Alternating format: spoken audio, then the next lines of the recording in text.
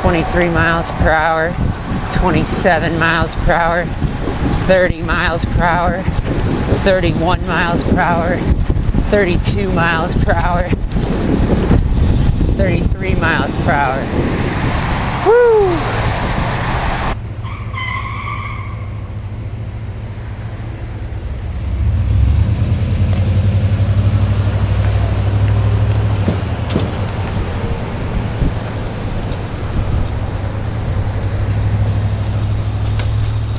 All right, in the park, heard a car screech to a halt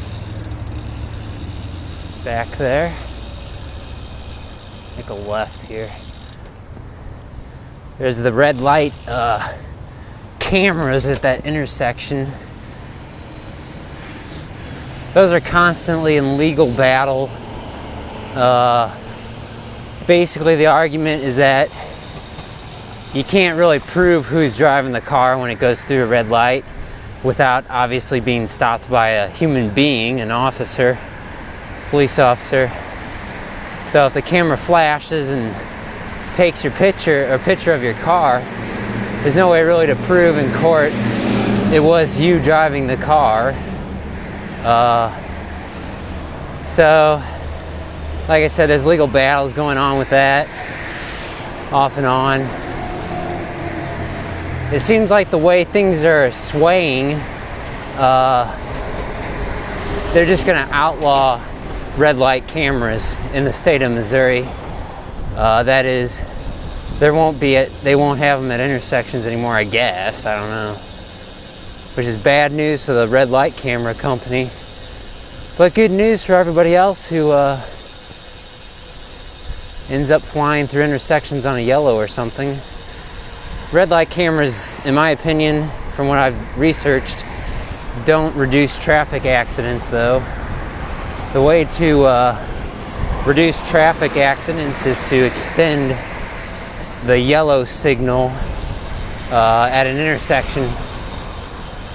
Because what some municipalities have been criticized for is that once they install the red light cameras, they shorten the yellow signal. So it goes green, yellow, red, but it goes red pretty quick. And so they can get more tickets that way. I don't know if that's really true or not, but seems like it is. Of course, my sample set in the city of St. Louis is really just a small sample, so that's what I was saying. I don't know if it's true across the nation, but I know a lot of people hate red light cameras. As a driver, I don't want to say I don't care, because I think I do care.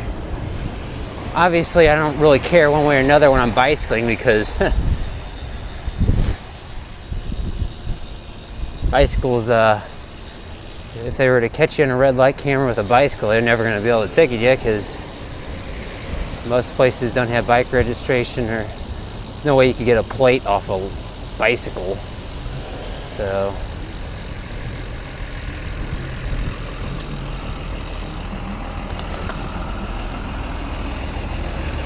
anyway, I try to stop at all the stoplights though, just because you should.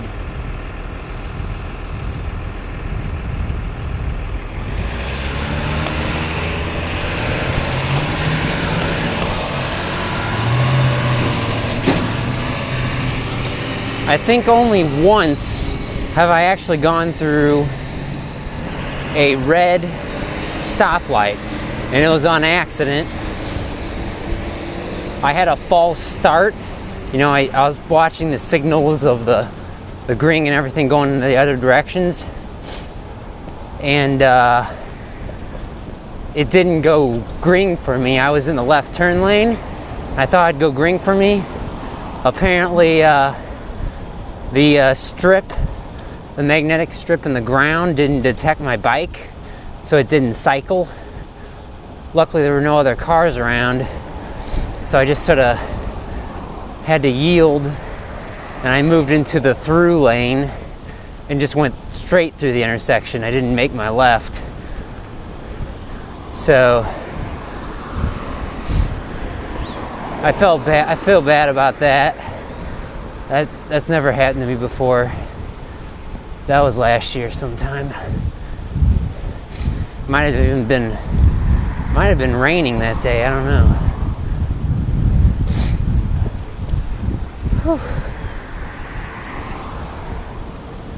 That was back when I was just starting out cycling to work by bike, of course. So I don't think I got that on video. Yeah, that would have probably had to have been in the summer last year. Anyway, red light cameras, I hate them, but looks like a lot of other people agree with me, and I know people have gotten tickets from them and just paid them. But I think the deal that's going on right now is a big class action lawsuit against one of the red light camera companies, and I think they're going to have to pay out a couple $1,000,000 or something. So all the people who got tickets get some of their money back. I think it's only like 20% if they paid. Of course, if you didn't pay the ticket, it's just dropped, I guess. You don't pay anything. So if you had to be part of that little bunch of people who just said, no way in heck am I paying a ticket, I wasn't driving, or you can't prove it, generally speaking, they were right. In this case, at least. There's a lot of controversy about municipalities just making all their money from tickets.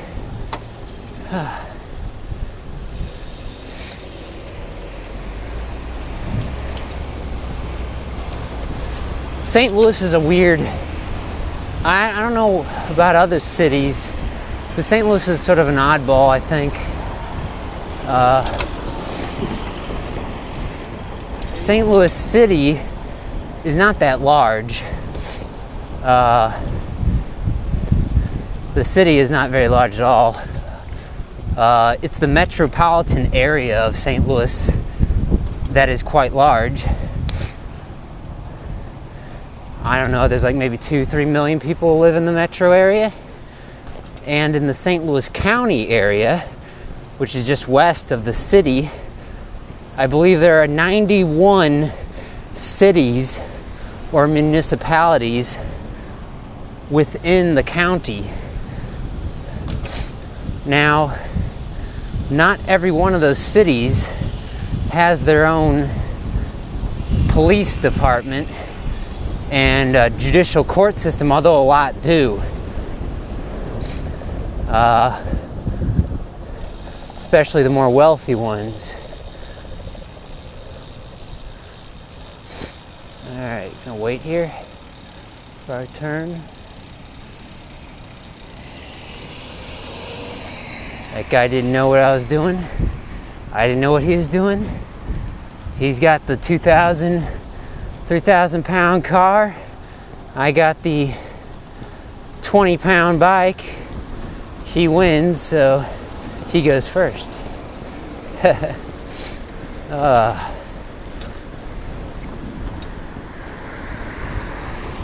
Maybe one day they'll make really light cars, really lightweight cars. Gets a little tricky once they start going really fast, though. Got to be more aerodynamic.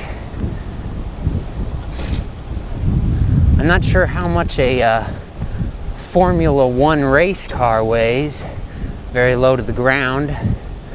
I imagine it's pretty light,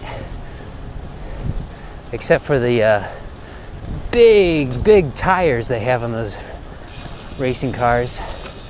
Okay, he's giving me a signal. Thanks. Okay. See, at these intersections, I have noticed, oh boy, fix the camera angle there. I have noticed stop signs, but a lot of the parks people just want you to go through them and just keep traffic moving.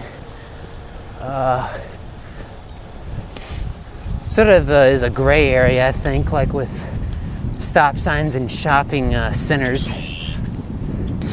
You'd be well advised to stop at them. However, a stop sign on private property, like a shopping center parking lot, I'm not entirely sure. Boy, my nose is messed up. I'm not entirely sure it has any legal standing. Obviously, if you go through one and you hit a car, then it's going to be your fault, of course. But if you just go through a stop sign and there's no one around, you don't hit anybody, there's no pedestrians nearby, I don't know if they can stop you for rolling through it or whatever. Because like I said, I don't know if it's really it's not the same thing as a stop sign on a public street. But who knows, I could be wrong. It goes back to individual cities and little municipalities. Every little city has their own rules, ordinances, and whatnot. Let's see, 17.6 miles per hour. I would, this camera angle a little.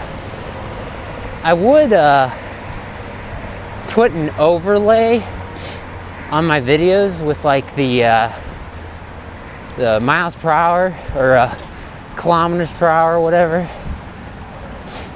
I know there's software you can even do like a map and other stuff. I personally think it just clutters up the video and is distracting. So I don't have it on my videos. And I think the only way you can apply it is to re-encode the video stream, you know, sort of burn it into the stream. And I don't really want to do that. It'll lower the quality of the video, and it just is time consuming. So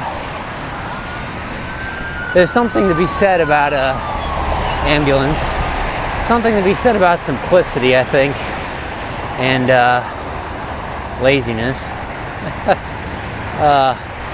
I do have a speedometer or a bike computer on my bike, and I do carry a cell phone with me.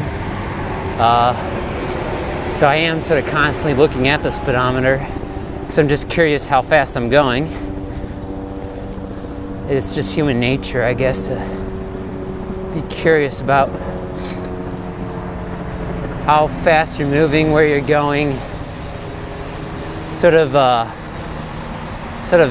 don't know, it sort of identifies your place in the universe or something at that point in time. I try to ramble off the speed occasionally, like now I just went down a hill, so I'm going 21 miles per hour.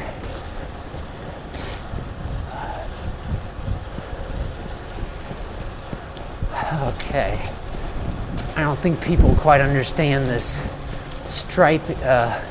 lane stripes yet. The left side is supposed to be for, well, basically going, okay, there's arrows here to tell you which way's forward and which way's backward.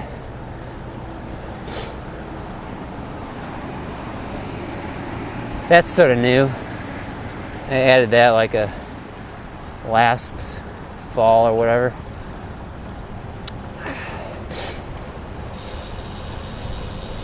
Woo! 17.2 miles per hour. I don't see anyone on the trail, so let's see how fast I can speed it up here. 23 miles per hour. 27 miles per hour, 30 miles per hour, 31 miles per hour, 32 miles per hour, 33 miles per hour. Woo! All right.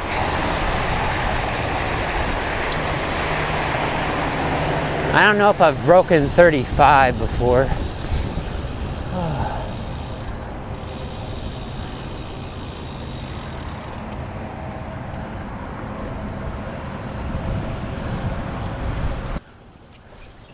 I'm in right now what is called Dogtown.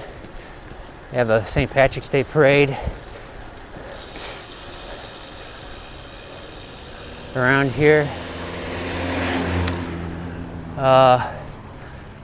Every St. Patrick's Day every year. It's sort of a big event. A lot of people in the streets, especially Tam Avenue back behind me. A few blocks.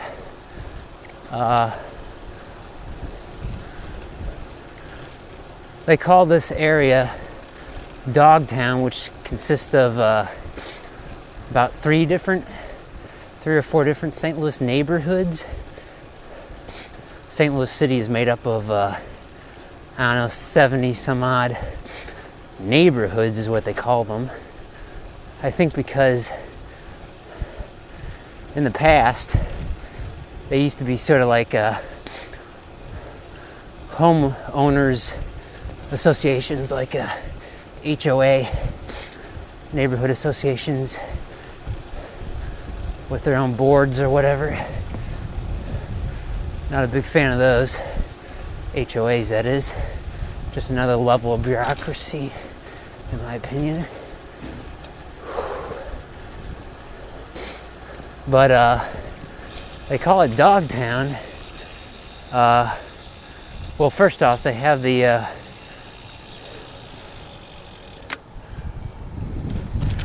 St. Patrick's Day parade around here because it's sort of a historically Irish American neighborhood, I think. Right? Whew.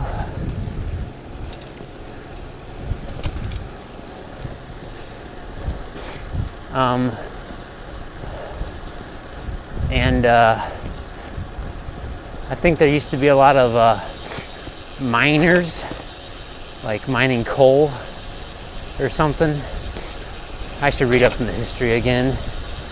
But they call it Dogtown because I guess a lot of people had dogs. I don't quite know the exact origin of the name. Dogtown.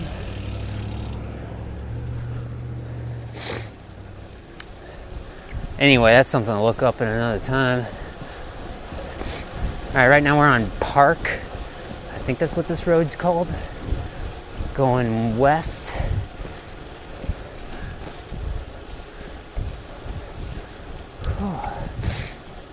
Not a one-way road, but it is a old city street, so yeah, parking on both sides, and it's narrow. A little dangerous for bicyclists.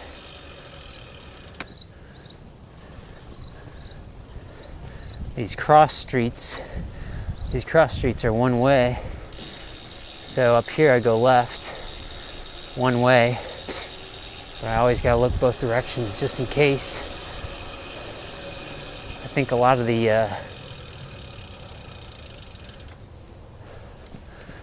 of the county people don't understand.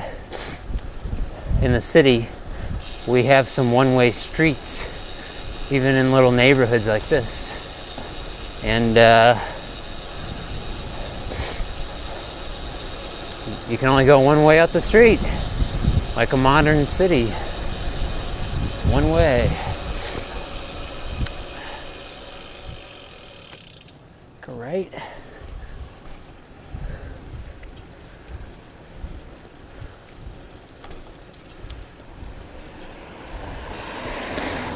Make a left. Climb this hill. I don't know if it's like called, I think the hill at the top is called Plateau.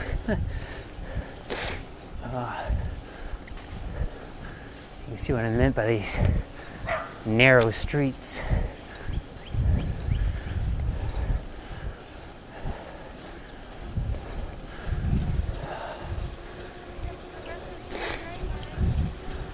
Whew. It's a nice smooth street.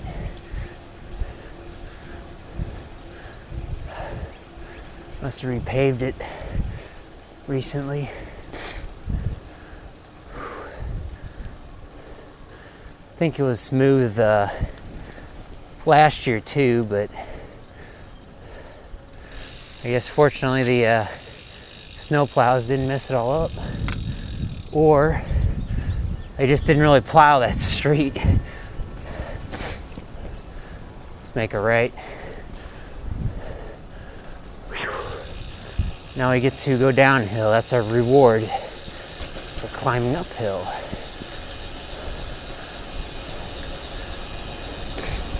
I think, fortunately, St. Louis region, at least up north around where I tend to commute around, or central corridor, central parts of the city and the county, is just sort of rolling hills. Nothing really steep. So I got maybe about, I don't know, a couple hundred, 200-300 feet of elevation and descent up and down, up and down, up and down. It's nice. It's a little bit of, it's not too drastically hard, although when you first start bicycling it does seem pretty darn hard. It even seems hard for me some really hot days, and some days when I'm just sort of out of shape. I haven't biked for a week or something, which is sort of rare.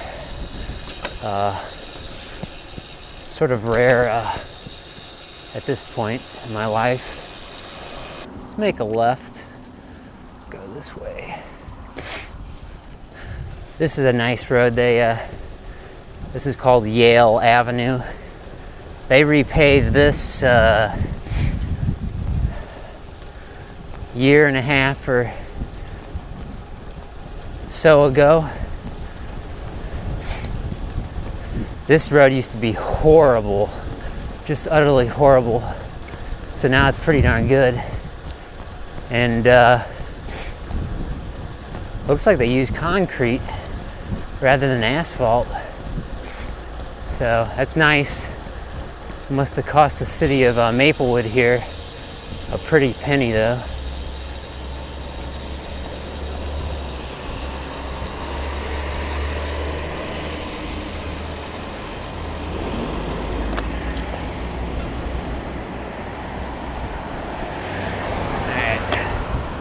There's a big blind spot. I do not like that.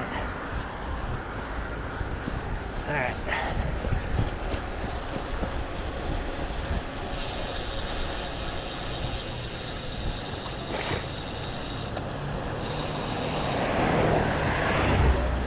Make a left here.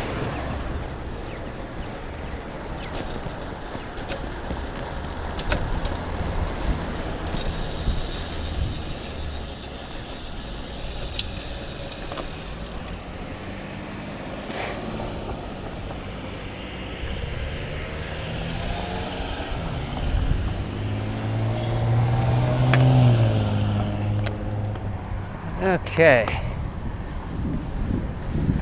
Street sweeper. Oh boy.